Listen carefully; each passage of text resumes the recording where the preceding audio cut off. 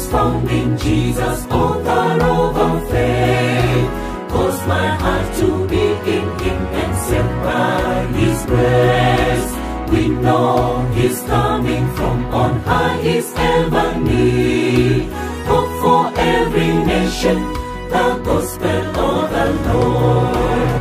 And this gospel of the kingdom shall be preached to all the nations, and the end shall come. There is hope today and hope for tomorrow, for all the earth, yes, hope for Africa.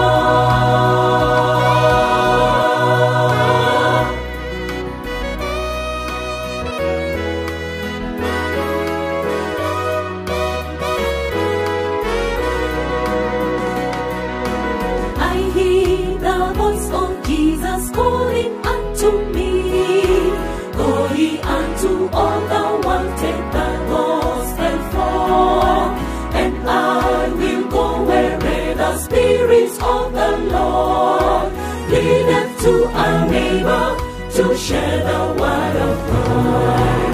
And this gospel of the kingdom shall be preached to all the nations, and the end shall come.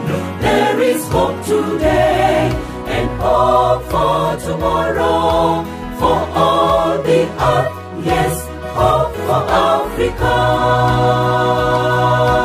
And this gospel of the kingdom shall be preached to all the nations, and the end shall come. There is hope today and hope for tomorrow, for all the earth, yes, hope for Africa.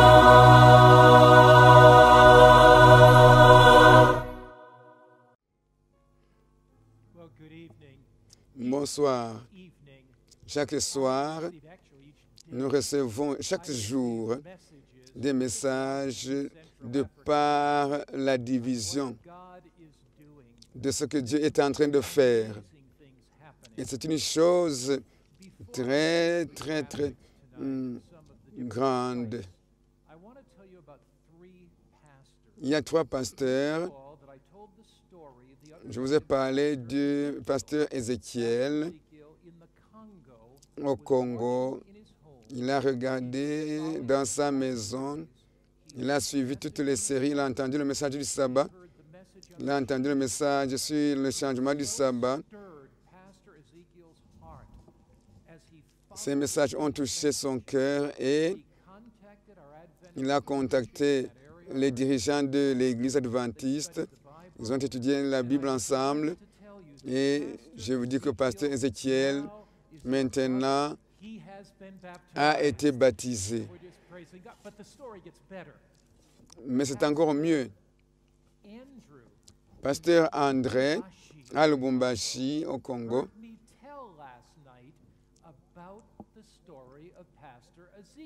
a appris l'histoire de pasteur Ézéchiel. Un ancien l'avait invité.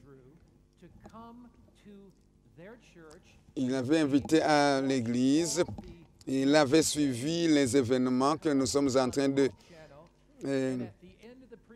Et la présentation de cette nuit a touché sa vie. Et il a dit, si pasteur Ézéchiel a été baptisé, moi aussi, je dois être baptisé. Mais l'histoire continue. Au nord du Burundi.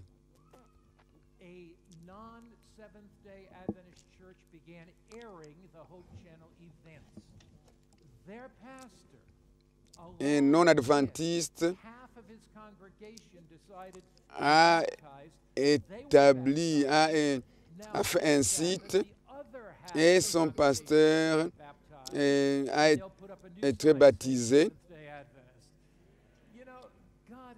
Dieu est en train de travailler à travers des pasteurs non-adventistes. Je voudrais que les pasteurs qui me suivent, j'ai appris 30 pasteurs non-adventistes qui suivent ce programme. Dieu, je vous parle, Dieu vous a guidé en ce moment de votre destinée, en ces dernières heures de votre destinée. Vous êtes des hommes et des femmes de la destinée. Et Dieu vous appelle à aider votre congrégation à connaître Jésus-Christ. Et ce soir, je vous prie de suivre Jésus-Christ avec votre congrégation. Dans la prison de Nakuru, beaucoup ont décidé d'être baptisés.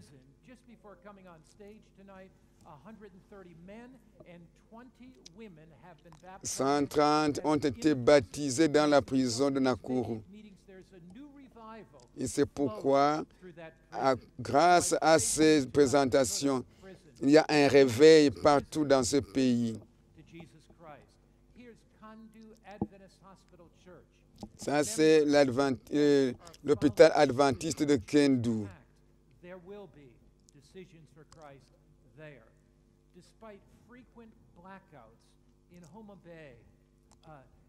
Malgré des difficultés, il y a des petits groupes qui sont rassemblés. Lorsque l'électricité est coupée, ils utilisent leur téléphone. Et voilà 277 à Butembo en prison. 277 ont été baptisés hier. Nous vous saluons dans la prison de Butembo. Vous avez une nouvelle vie en Jésus-Christ. À Mwanza, en Tanzanie, 35 ont été baptisés hier.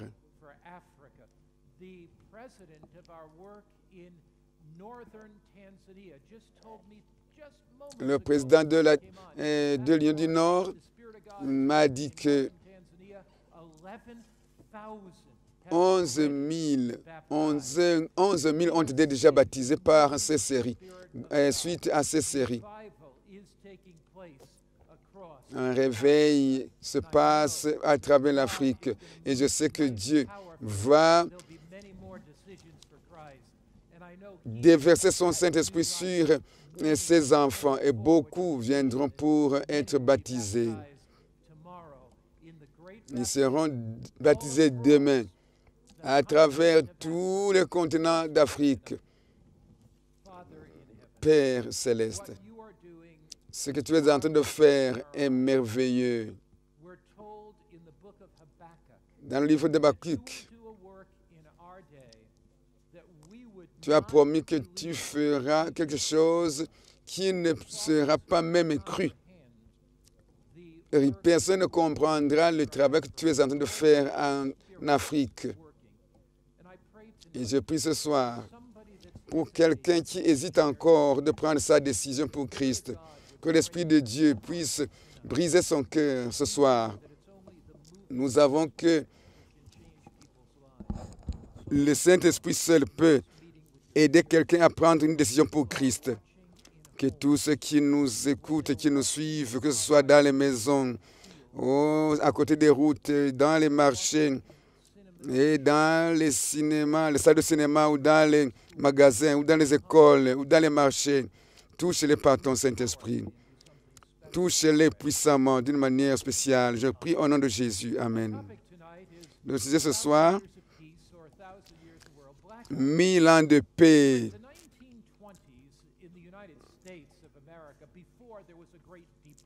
Il y avait une grande dépression en Amérique. Il y avait une jeune fille, elle s'appelait Rose. Elle était danseuse, elle était ivrogne, mais quelque chose s'est passé. Elle a été attrapée par une maladie de sommeil.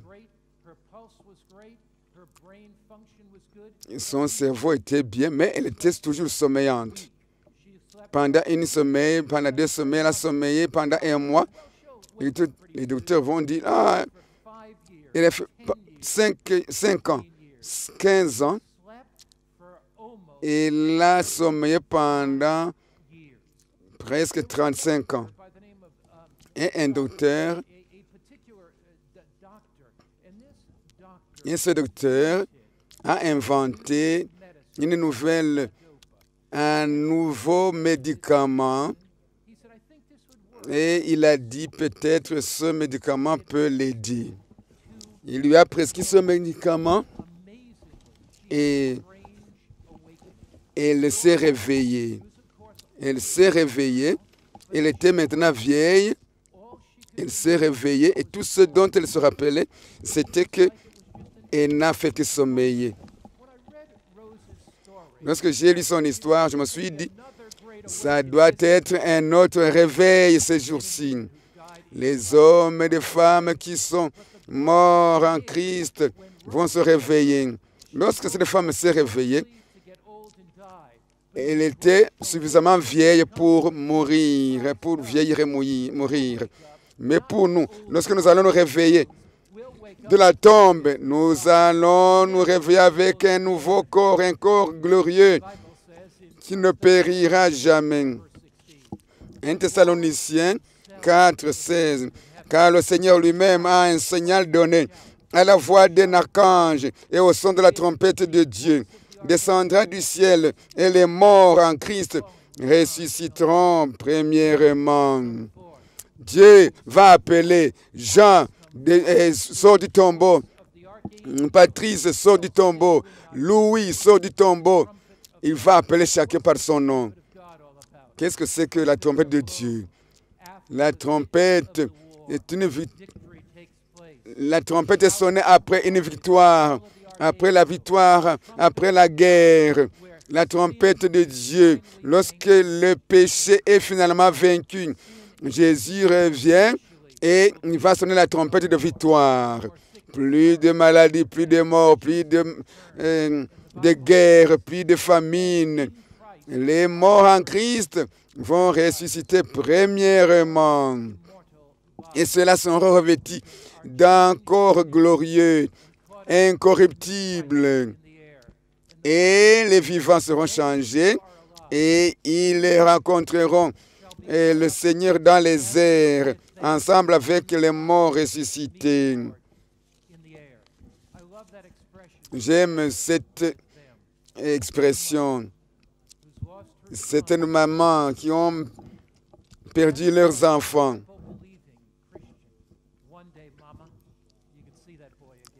Si tu as perdu ton enfant qui est mort, tu vas voir ton enfant, maman. Si tu as perdu ton mari, tu vas revoir ton mari.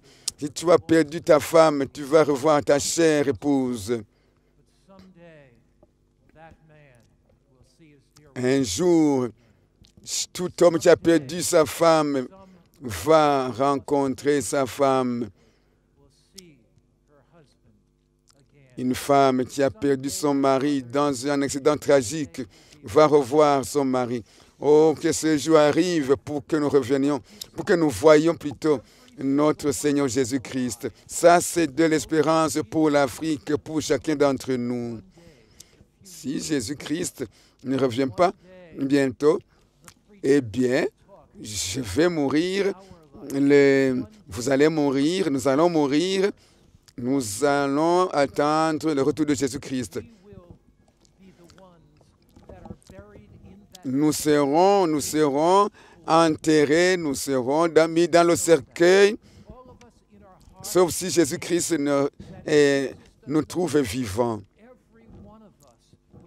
Si Christ tardait à venir, nous mourrons tous, mais nous allons mourir avec l'espérance. Lorsque vous voyez la maladie, la famine, la mort, eh bien, nous disons, il y aura la fin pour toutes ces choses. Mais la guerre, la maladie ne régneront pas toujours. La mort ne sera pas éternelle. Au retour de Jésus-Christ, on dira adieu la mort parce que Jésus-Christ a conquis la tombe. Il a la clé du séjour des morts. Il y a l'espoir pour l'Afrique parce que Christ revient bientôt. La promesse, c'est qu'il ne nous laissera jamais. Il ne nous abandonnera jamais.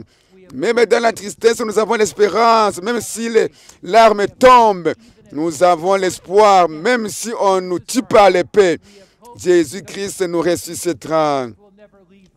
Jésus-Christ ne nous laissera jamais, ne nous abandonnera jamais. Jésus sera toujours là pour nous supporter, pour nous donner la force, car il revient bientôt.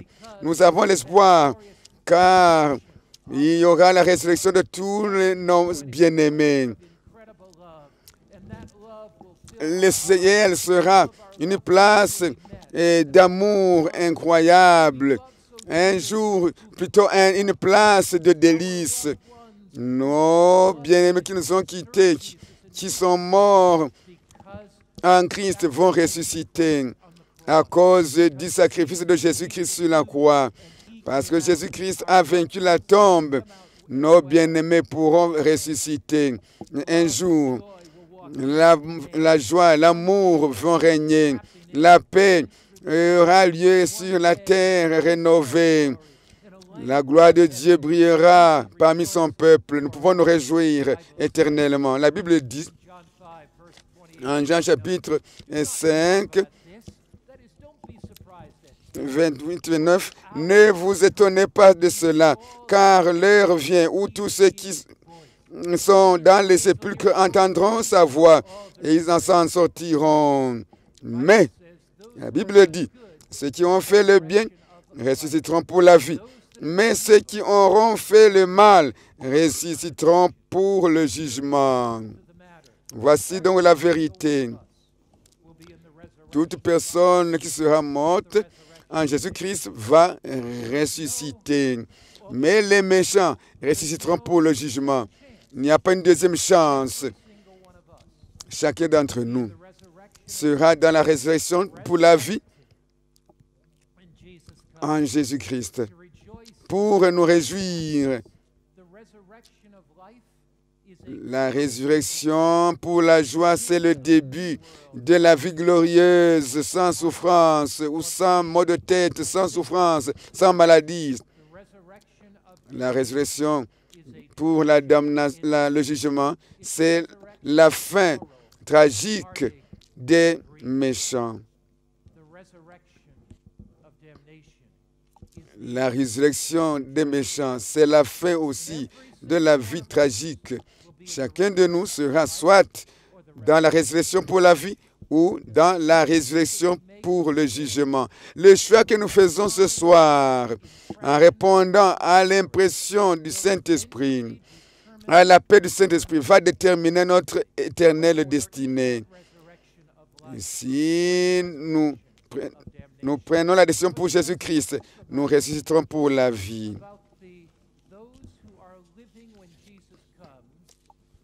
Que va-t-il se passer pour ceux qui seront vivants,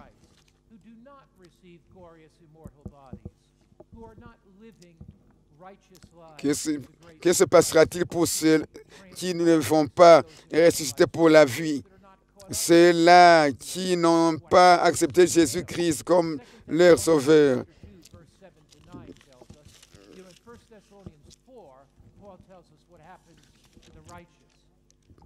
1 Thessaloniciens 4, 16, on nous dit ce qui va se passer aux élus, ceux qui sont morts en Jésus-Christ.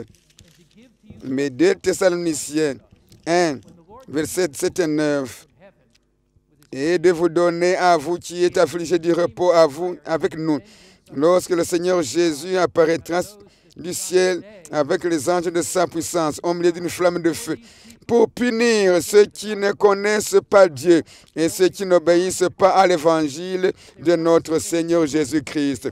Ceux qui n'obéissent pas à l'évangile de Jésus-Christ ne peuvent pas lui appartenir. Ils ne seront pas transformés par son amour et par sa puissance. Au contraire, ils seront détruits par le feu. Ils seront détruits par le feu. Lorsque Jésus revient pour la deuxième fois, les injustes seront détruits.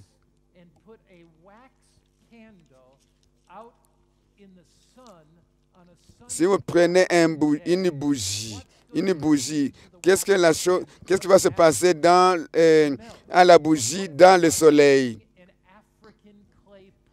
sous le soleil, eh bien, la bougie va fondre.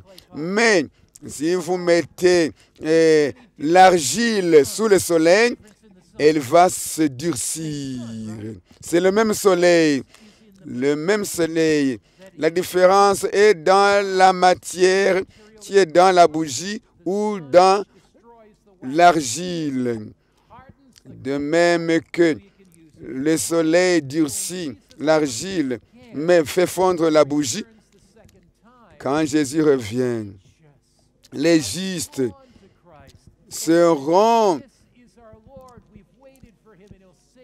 embrassés par Jésus-Christ et diront, ça c'est notre Dieu, nous l'avons attendu, il nous apporte le salut. Mais les méchants seront détruits. Si tu n'as pas Jésus-Christ, tu ne pourras pas tenir devant lui. Si le péché règne dans ton corps, dans ton cœur, eh bien, quand Jésus revient, il va brûler ce péché et tu brûleras avec ce péché. Les croyants ressuscitent, ils reçoivent l'immortalité. Les méchants vivants sont consumés par la gloire de Dieu. Les méchants qui sont morts ne vont pas ressusciter à la première résurrection. Et les justes vont monter au ciel avec Jésus-Christ. Et après Jésus, quand Jésus vient, Apocalypse 20, versets 1 et 2. Puis j'ai vu descendre du ciel un ange qui avait la clé de l'abîme et une grande chaîne dans sa main. Il saisit le dragon, le serpent ancien, qui est le diable et Satan, et il le lia pour 1000 ans. Il le lia pour 1000 ans. Satan est lié pendant combien d'années? 1000 ans. Nous appelons ceci le millénium. Ce terme millénium n'est pas dans la Bible. Ça signifie tout simplement 1000 ans. Donc Satan sera lié pendant 1000 ans.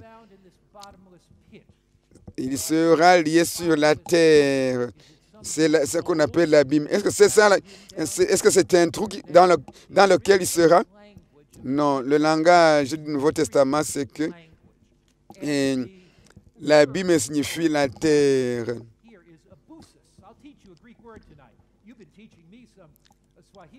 Je vais vous apprendre le grec maintenant, mais je ne suis pas un bon étudiant du Swahili. Le terme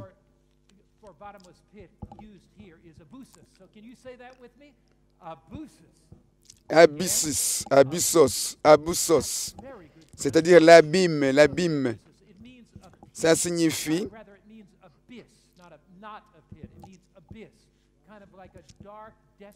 c'est-à-dire un lieu obscur. En Genèse chapitre 1er, la Bible dit, verset 2, la terre était informe et vide. Le terme était informe et vide. Le même terme qui est utilisé en Genèse est utilisé ici en Apocalypse. En d'autres termes, le diable est lié sur la terre, sur une terre déserte et obscure, où il n'y a plus d'habitants. Les méchants ont été détruits par la gloire de Jésus. Les justes sont ressuscités, sont allés au ciel. Les justes vivants seront transformés, montés au ciel. Donc sur la terre, il n'y aura personne sur la terre. La Bible explique que 2 Pierre 2, verset 4 aussi, Dieu n'a pas épargné les anges qui ont péché, mais les a expulsés du ciel. Et il les a livrés dans les chaînes d'obscurité pour les réserver au jugement. En d'autres termes, ils seront dans l'obscurité de cette terre qui sera déserte après la montée des élus. Satan, maintenant, il est sur la terre seul, il ne voit personne qui peut le tenter, ne peut plus séduire quelqu'un parce qu'il n'y a personne sur la terre. Ainsi, il sera comme enchaîné. Les justes sont au ciel et Satan est seul sur la terre. Il n'a personne qui peut tromper.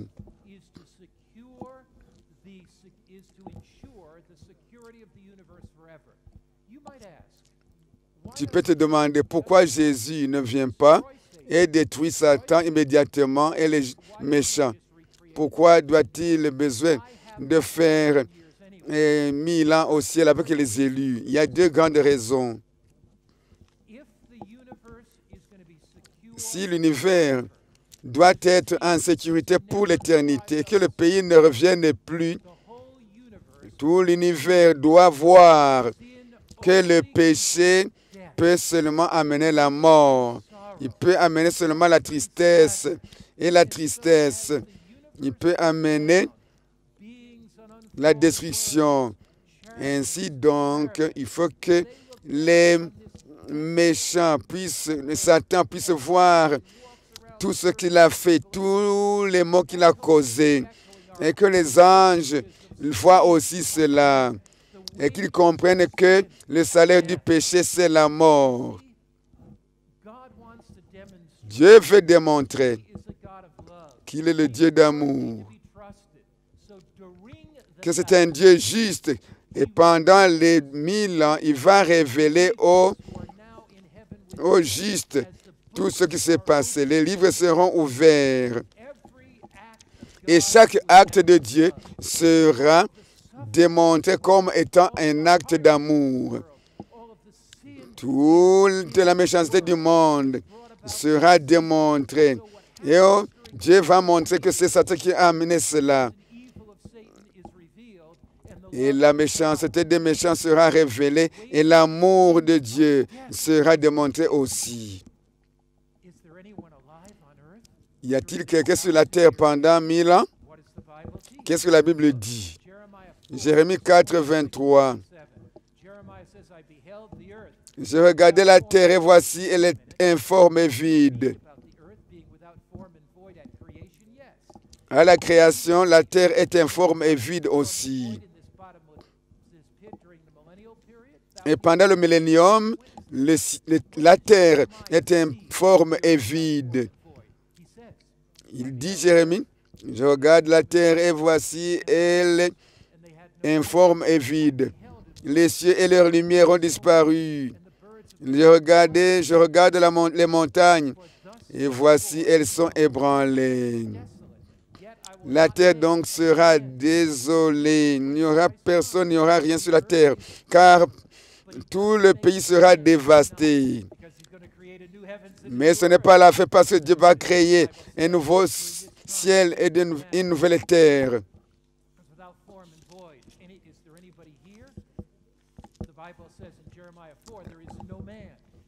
Il n'y a personne sur la terre en Jérémie 4.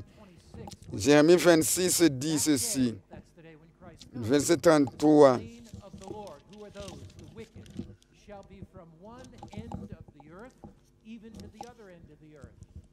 Ceux que tuera l'Éternel en ce jour seront étendus d'un bout à l'autre de la terre, et ils ne seront ni pleurés, ni recueillis, ni enterrés.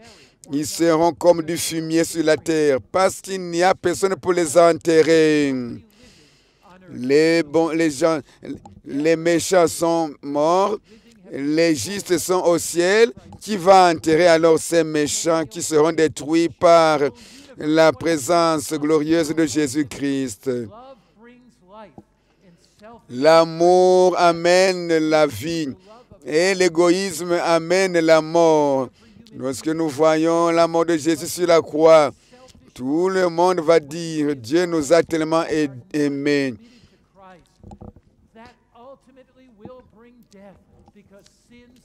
Ceux qui ne se donnent pas à Jésus-Christ sont séparés de Dieu. Et si vous êtes accrochés au péché, Ne vous trompez pas, vous allez un jour être détruits avec le péché. La seule espérance, c'est d'accepter Jésus-Christ et d'être pardonné. La grâce de Dieu pardonne, la grâce de Dieu pardonne. La grâce de Dieu donne la puissance pour changer notre vie.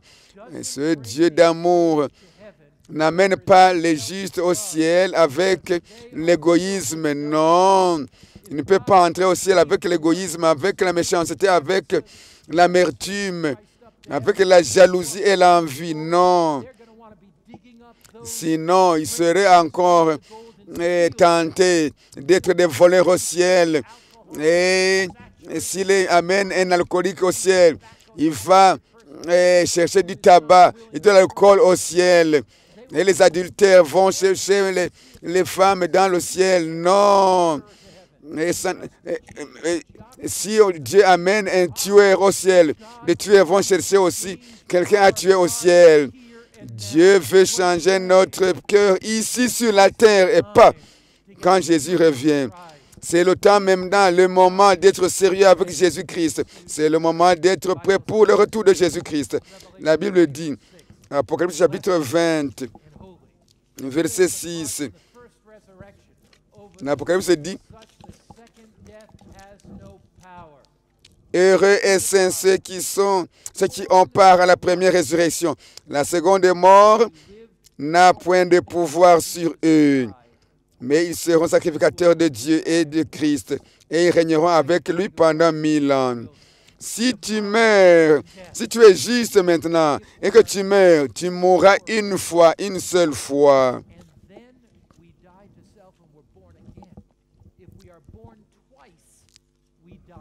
Si nous sommes nés 2 fois, nous mourrons une seule fois. Mais si tu nais une seule fois, tu mourras 2 fois. Si tu donnes ta vie à Jésus-Christ, tu es né de nouveau. C'est la deuxième naissance. Et si tu meurs, tu mourras seulement une seule fois. Une mort qui ressemble au sommeil. Et à la résurrection, tu vivras éternellement. Tu ne passeras plus par une autre mort. La seconde mort ne peut pas toucher quelqu'un qui est mort en Christ. Parce que Jésus-Christ a payé pour nos péchés. Ils seront sacrificateurs pour Dieu. Et ils vont régner avec lui pendant 1000 ans. La Bible dit, je vis des trônes. Verset 4, je vis des trônes et à ceux qui s'y assis refusent donner le pouvoir de juger. Je vis les âmes de cieux. Non, les âmes de ceux qui avaient été décapités à cause du témoignage de Christ et à cause de la parole de Dieu. Je vois Jésus-Christ avancer en disant, j'ai envoyé mon Saint-Esprit pour sauver ces personnes. Je les ai convaincus. J'ai donné toutes les occasions pour sauver ces gens-là. Qu'est-ce que je pouvais faire de mieux? Les hommes sont si précieux à Dieu que Dieu a donné tout, y compris son Fils unique, pour les sauver. Et pendant les 1000 ans, nous allons voir la justice de Dieu. Et nous allons dire, tu as tout fait pour sauver les gens, ils n'ont pas voulu. Nous allons voir l'amour de Dieu, comment Dieu a voulu sauver tout le monde et ils n'ont pas voulu. Et nous sentirons que les voies de Dieu sont justes, les voies de l'obéissance sont justes. Et nous comprendrons plus que toujours que nous devons être loyaux à Dieu. Et pendant ces 1000 ans, nous aurons des questions, bien sûr. Pourquoi je ne vois pas? Pourquoi mon mari m'a battu alors que je voulais être une bonne chrétienne? Pourquoi j'ai perdu mon enfant? Pourquoi mon mari est mort? Pourquoi ma femme est morte? Pourquoi il y aura des questions pendant les 1000 ans et Dieu va y répondre.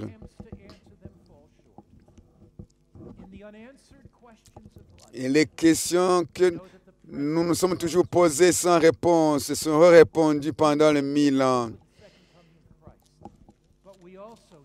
Nous savons que durant 1000 ans, nous allons avoir la réponse à toutes questions. Lorsque nous allons revoir notre vie, nous allons dire, tu es juste, tes voies sont justes. Même les souffrances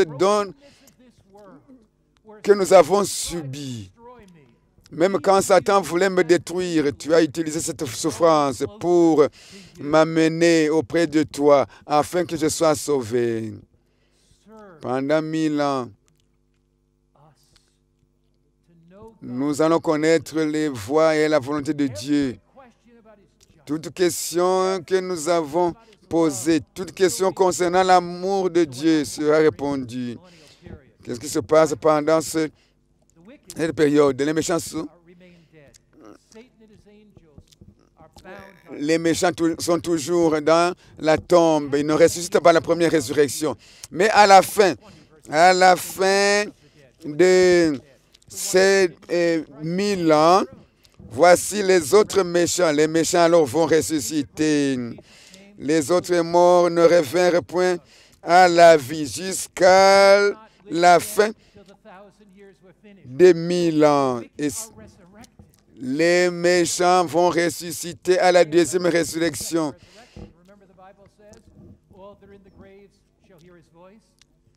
Là, ceux qui sont dans la tombe ne peuvent pas louer Dieu. Ils vont ressusciter pour la destruction. Et la première résurrection, c'est pour commencer les 1000 ans au ciel. Pendant les 1000 ans, l'Apocalypse chapitre 20, verset 7, quand les 1000 ans seront accomplis, finis, Satan sera relâché de sa prison. Comment est-il relâché? Pendant les 1000 ans, il n'y a personne sur la terre. Il est seul dans les ténèbres. Maintenant, les justes sont ressuscités. Il va sortir pour les séduire encore. Et les 4 coins de la terre, ils vont ressusciter avec leur méchanceté. Ils ne diront jamais, nous voulons être sauvés. Non, la méchanceté est ancrée dans leur esprit pour toujours. Ils sont rebelles pour toujours. Il faut écouter Satan. Ils vont dire, nous allons détruire la nouvelle cité, la Jérusalem qui descend du ciel. Voici notre dernière chance. Chapitre 9. Ils montèrent. Et Apocalypse 21. Puis je vis un nouveau ciel et une nouvelle terre, car le premier ciel et la première terre avaient disparu. Ainsi de suite. Et j'ai entendu du trône une forte voix. Voici le tabernacle de Dieu avec les hommes. Il habitera avec eux et ils seront son peuple et Dieu lui-même sera avec eux. La cité descend du ciel et le tabernacle de Dieu descend avec eux. Il va s'établir sur la terre. Et lorsque la cité du ciel revient, descend sur la terre, vers la terre, Satan va mobiliser toutes ses armées, tous les méchants ressuscités pour maintenant attaquer la cité céleste. Et la Bible nous dit, Apocalypse chapitre 20, verset 9, et ils montèrent sur la surface de la terre, et ils investirent le camp des saints et la ville bien-aimée. Mais le feu descendit du ciel et les dévora. Le feu de Dieu, le feu de la présence de Dieu, le feu détruit Satan, le feu détruit le mal. Il n'y a plus de mal. Le mal est détruit avec Satan et ses anges. Le mal ne régnera pas toujours. Tout ce que nous voyons sur la terre ne va pas durer éternellement. Lorsque les méchants seront détruits avec Satan, Jésus-Christ sera le Seigneur des Seigneurs, Roi des Rois. Et il va vivre avec les saints dans cette cité. Dieu soit loué, nous serons dans cette cité. Il n'y a plus de deuxième chance pour ceux qui ne voudront pas se donner à Christ. Quand Jésus-Christ consume Satan, il consume Satan avec le péché aussi et tous ceux qui s'accrochent au péché. Voici un jour vient brûlant comme une fournaise et tous les méchants, tous les orgueilleux seront consumés. Ils seront dévorés. Ils seront dévorés par le feu. Il ne leur restera ni feuilles, ni racines, ni rameaux.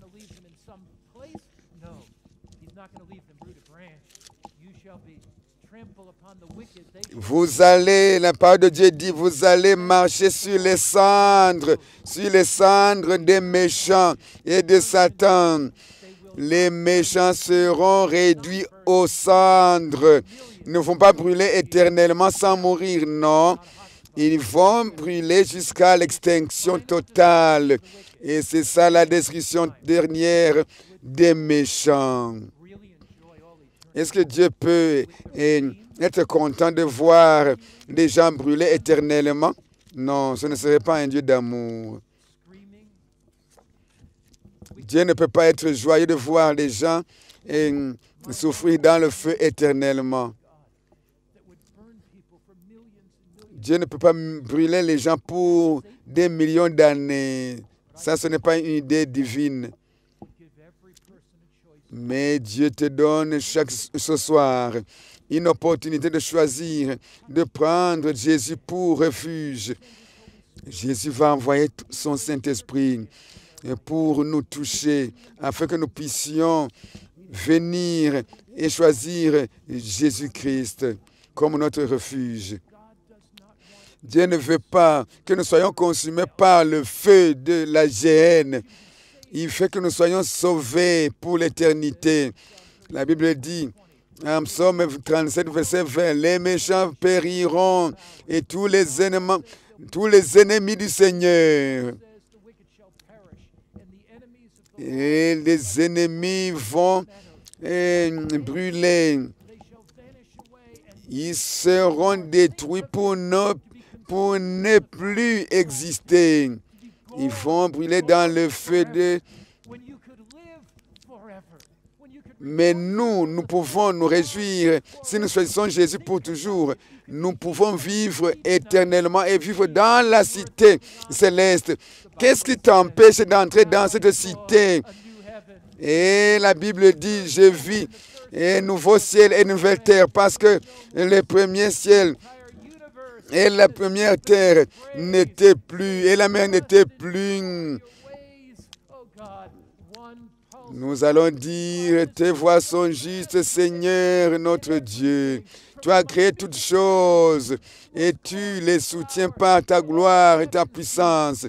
Nous allons chanter l'amour de Dieu et nous vivons avec Dieu éternellement. Dieu veut être avec toi pour toujours. Veux-tu prendre cette décision ce soir?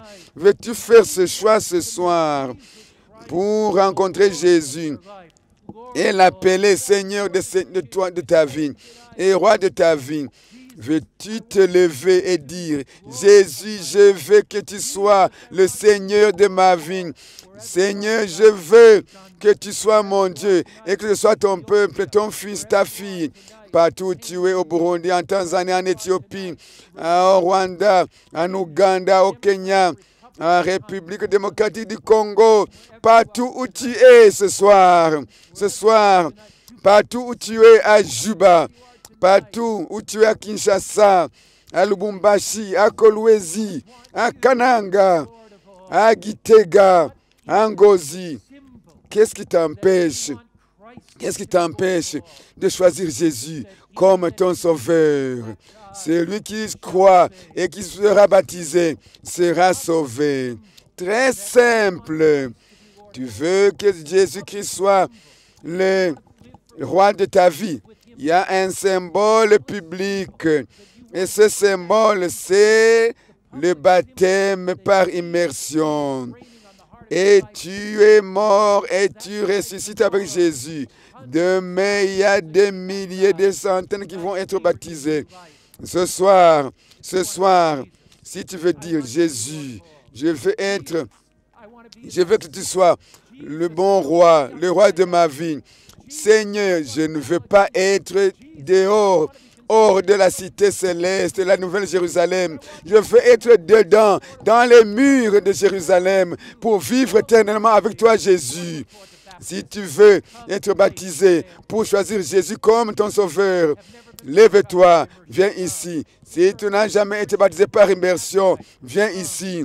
Si tu as été baptisé, mais tu as erré loin de Jésus et tu veux être rebaptisé, viens ici.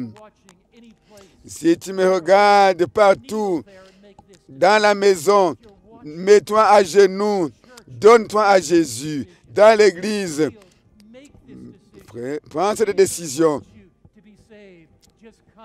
Jésus-Christ veut que tu sois sauvé. Nous allons refaire l'appel en Kiswahili. Partout où vous êtes, venez à Jésus. Jésus te parle ce soir.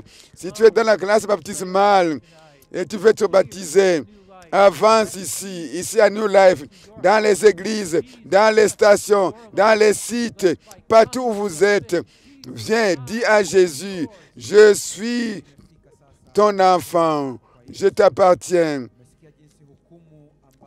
Le jugement est une réalité. Il y aura deux groupes, celui qui sera sauvé et celui qui sera perdu.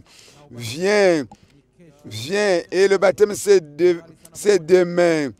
Partout où tu es, dans tous nos sites, que les évangélistes, les anciens, les pasteurs, rassembler le peuple de Dieu qui se donne à Jésus, qui veut vivre éternellement avec Dieu. Maintenant, tu connais la voix de Dieu. Avance et viens. Avance, marche. Donne ta vie à Jésus-Christ. Tu peux être à l'intérieur de la cité. Tu peux vivre éternellement dans cette cité. Mais le choix, c'est ton choix. Jésus-Christ, lorsqu'il te parle maintenant, Jésus-Christ te convainc. Jésus-Christ t'a amené dans une réunion comme celle-ci. Jésus influence ton choix. Mais tu dois choisir volontairement. Tu peux dire oui à Jésus. Je vais répondre à ton appel.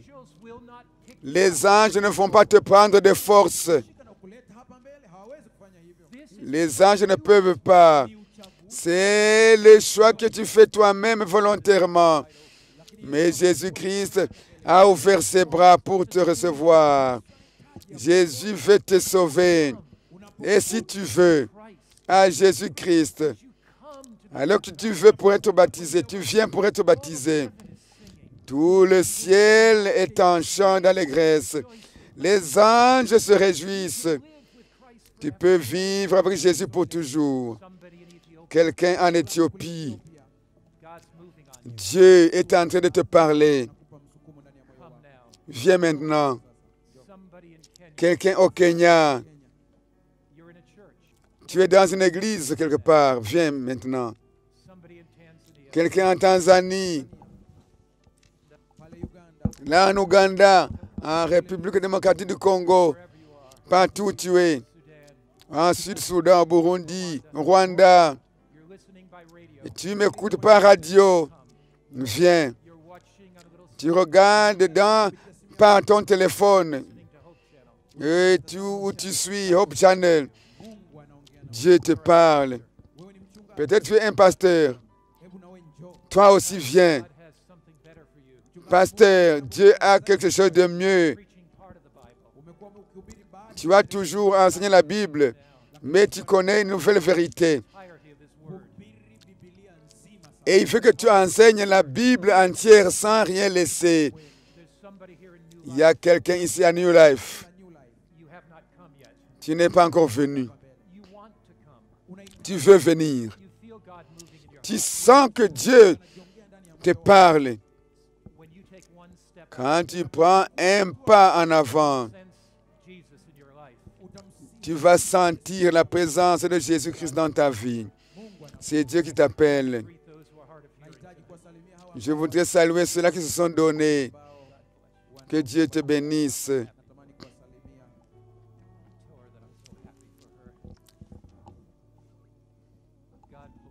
Que Dieu te bénisse. Continuez à vous donner à Christ.